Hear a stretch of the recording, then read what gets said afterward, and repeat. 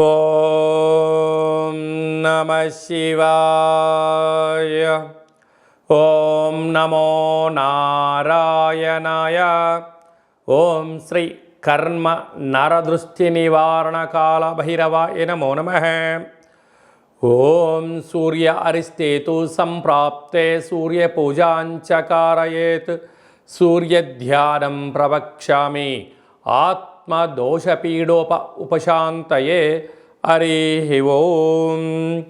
మా ఛానల్కి స్వాగతం. చూస్తున్న వీక్షకులకు ప్రేక్షకులకు ప్రియ కాళభైరవ భగవద్బంధులకి స్వాగతం పలుకుతూ మమ్మల్ని ఎంతగానో ఆదరిస్తూ ఉండబడినటువంటి ప్రియ సోదరా సోదరీమణులకు, జ్యోతిష్య అభిమానులకు, ఆరోగ్య అభిలాషులందరికీ స్వాగతం పలుకుతూ అందరిపైనను ఆరోగ్యకారకుడు, ఆత్మకారకుడు, పితృకారకుడైనటువంటి సూర్య భగవానుని యొక్క ఆశీస్సులు అందరిపైనను ప్రసరించాలని, అందరికీ నిండు నూరేళ్ల ఆయురారోగ్యాలను ప్రసాదించాలని మనమందరము కూడా ప్రతిరోజు సూర్య నమస్కారం చేద్దాం. సూర్య నమస్కారాలు చేసుకొని అద్భుతమైన జీవన విధానాన్ని పొందేటువంటి శక్తిని ప్రసాదించాలని సూర్యభగవాన్ని కోరుకుందాం. 15/5/2024 నుండి 14/6/2024 వరకు సంవత్సరం తర్వాత వృషభ రాశిలో రవి సంచార స్థితి జరుగుతుంది. 12 సంవత్సరముల తర్వాత దేవగురు బృహస్పతి అక్కడ సంచారం చేయడం జరుగుతుంది. కనుక రవి చేత గురువు వృషభ రాశిలో సంచారం చేయడం వలన మనకు ముఖ్యమైనటువంటి పండగలు అనగా అంటే గృహప్రవేశాలు, భూమి పూజలు, ఉపనయనాలు, దేవతా ప్రతిష్టలు, వివాహాది శుభ కార్యక్రమాలు ఇది సరైన సమయం కాదు అని చెప్పి గమనించాలి. కారణం ఏమిటనగా రవిచేత గురువు సంచారం చేయడం వలన గురుమౌఢ్యమి అన్నటువంటి కారణం చేత ముహూర్తాలు లేవు అని చెప్పి గమనించాలి. కనుక అందరిపైనను సూర్యభగవాన్ యొక్క ఆశీస్సులను కోరుకుందాం. తులారాశి వారికి ఏడాది తర్వాత రవి భగవానుడు వృషభ రాశిలో సంచారం చేయడం, అక్కడే 12 సంవత్సరముల తర్వాత గురు భగవానుడు వృషభ రాశిలో రవి సంచారం చేయడం వలన ఈ తులారాశి వారికి అష్టమ స్థానంలో రవి భగవానుడు, అష్టమ స్థానంలో గురు సంచార స్థితి ఉండడం వలన చిన్న చిన్న విషయాలకు ఆందోళన, ఆరోగ్య పరిస్థితి ఏదో అయిపోతుందన్నట్టుగా, అంటే రాత్రిపూట కానీ పగటిపూట కానీ సరైనటువంటి తిండి నిద్ర లేని కారణం వలన, పనులలో ఒత్తిడి కారణం చేత బీపీ, షుగర్, థైరాయిడ్, వైరల్ లాంటి వ్యాధులు రావడం, బ్రెయిన్ స్ట్రోక్ లాంటివి, కిడ్నీ సమస్యలు తలెత్తే పరిస్థితి ఉంటుంది. ఇలాంటి కాల సమయంలో సకాలంలో తిండి, సకాలంలో ముద్ర, సకాలంలో ఆసనం, సూర్య నమస్కారం, దానం, పశుపక్షాదులకు ఆహారాన్ని దానం చేయడం, మౌనంగా ఉండడం, ఆరోగ్యాన్ని మౌనంగా పరీక్షిస్తూ దేహానికి ఏ ఆహారాలు తీసుకోవాలి, ఏ ఆహారాలకు దూరంగా ఉండాలో సలహా సూచన పాటించినట్లయితే అనారోగ్యం దరి చేరదు.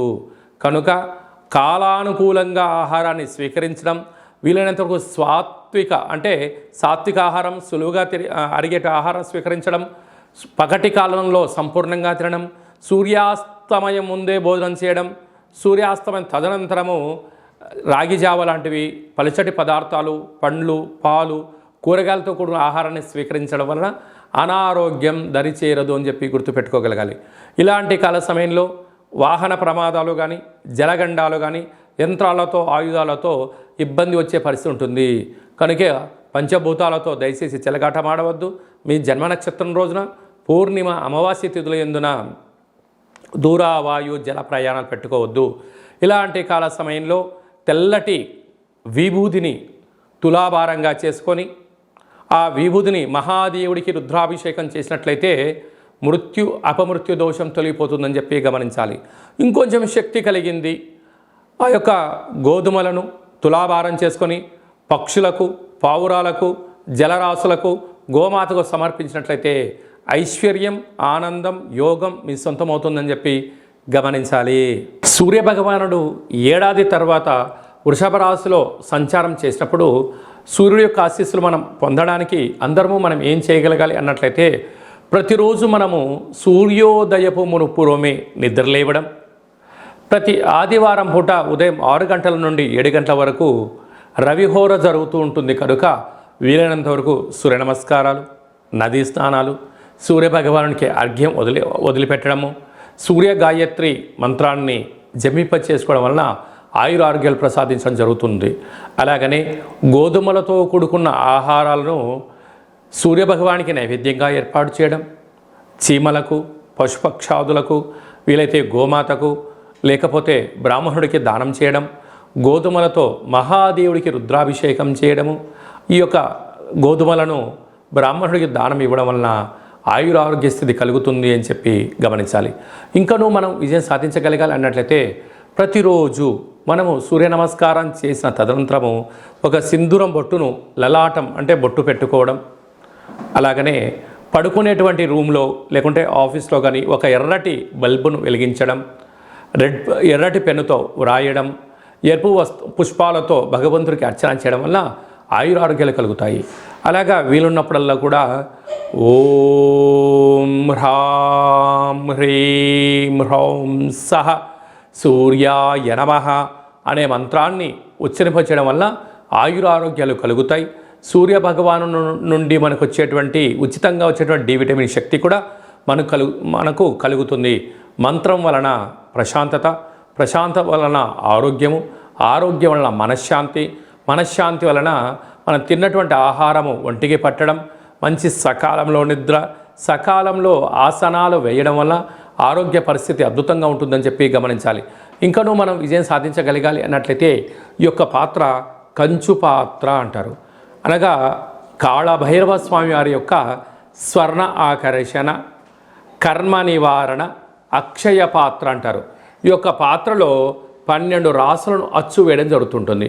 ప్రతిరోజు ఉదయం లేక సాయం సంధ్యాకాల సమయంలో మన పూజామందిరంలో పూజ చేసుకున్న తదనంతరము అగరబత్తులు వెలిగించి ఈ యొక్క పాత్ర చుట్టూ తిప్పి మనసులో మీరు 3 సార్లు కర్మ నివారణ కాళభైరవాయ నమః అనే మంత్రాన్ని చెప్పుకొని మన మనసులో ఏదైతే ఉంటుందో కోరిక కోరుకొని ఇలా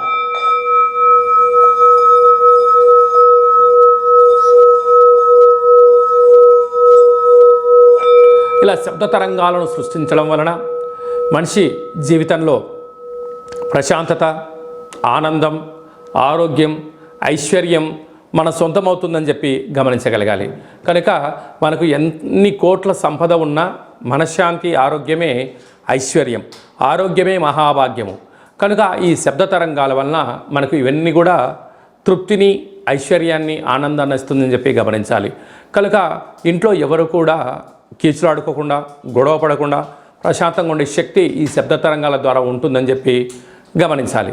అలాగనే మన వ్యక్తిగత జాతకంతో పాటి ఈ యొక్క పాత్రను మనం ఇంట్లో పెట్టుకోవడం వలన మనకు ఈ యొక్క అక్షయ పాత్ర, ఒక కాళభైరవ స్వామి యొక్క పిరమిడు, డాలరు, కంకణము మీ పేరు పైన ప్రత్యేకంగా ఈ మన యొక్క దేవాలయంలో స్వర్ణ ఆకర్షణ, నరదృష్టి నివారణ, కర్మ నివారణ కాళభైరవ హోమ కార్యక్రమం చేయించి వీడియో కాల్లో ప్రత్యక్షంగా మీకు చూపిస్తూ ఈ యొక్క అక్షయ పాత్రను కూడా మీకు అందజేయడం జరుగుతుంది.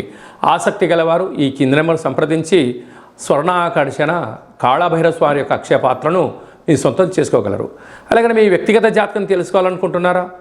మీరు పుట్టినటువంటి కాల సమయంలో తల్లిదండ్రులు పెట్టేటువంటి పేరు, తేదీ, నెల, సంవత్సరం, సమయం వ్రాసి మీరు పంపించినట్లయితే 100 సంవత్సరముల జాతకాన్ని వ్రాసి పంపించి మీరు పుట్టినప్పుడు గ్రహ గమనాలు ఎలా ఉన్నాయి, ప్రస్తుతం ఎలా ఉంటున్నాయి, రాబోయే కాలంలో ఎలా ఉండబోతున్నాయో సవివరంగా సంపూర్ణంగా తెలియజేయడం జరుగుతుంది.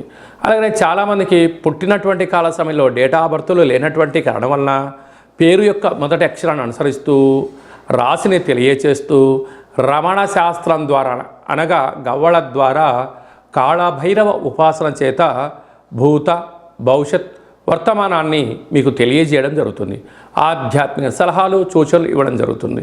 అలాగనే మీ అబ్బాయి తరచుగా విద్యలో వెనుకబాటుతోవడం కానీ, పరీక్షాకాల సమయంలో అనుకున్నంత ఉత్తీర్ణత రాకపోవడం, అలాగే ఎన్ని ఇంటర్వ్యూలకు అటెండ్ అయినా ఉద్యోగం రాకపోవడం ఏమిటో మన జాతకంలో ఉండబడినటువంటి దోషాలను తొలగించుకునే ప్రయత్నం చేద్దాం. కనుక మీ అబ్బాయి కానీ అమ్మాయికి కానీ వివాహం అవ్వడం లేదా, జాతకంలో ఎలాంటి యోగాలు ఉన్నాయి, ఎలాంటి దోషాలు ఉన్నాయో కూడా వాటిని మీకు తెలియచేస్తూ మీరు మన యొక్క దేవాలయంలో జాతకం చెప్పించుకున్న వాళ్ళందరికీ కూడా కాళభైరవ హోమ కార్యక్రమాలు చేసినప్పుడు మీకు వాట్సాప్ కాల్ ద్వారా మీకు పూజ చూపించి మీ పేరుపైన ఒక సౌభాగ్య ముడుపు కూష్మాండ దీపాన్ని హోమ కార్యక్రమాన్ని చేయించడం కూడా జరుగుతుందని చెప్పి గమనించాలి. కనుక ఆసక్తి గలవారు ఈ కింద మనం సంప్రదించి అపాయింట్మెంట్ తీసుకొని సంప్రదించగలరు. అందరికీ ఈ సూర్యభగవానుడి యొక్క ఆశీస్సులు వృషభ రాశిలో ఏడాది తర్వాత సంచారం చేయడం వలన సంపూర్ణ ఆయురారోగ్యాన్ని ప్రసాదించాలని కోరుకుంటూ ఆశీర్వచనం.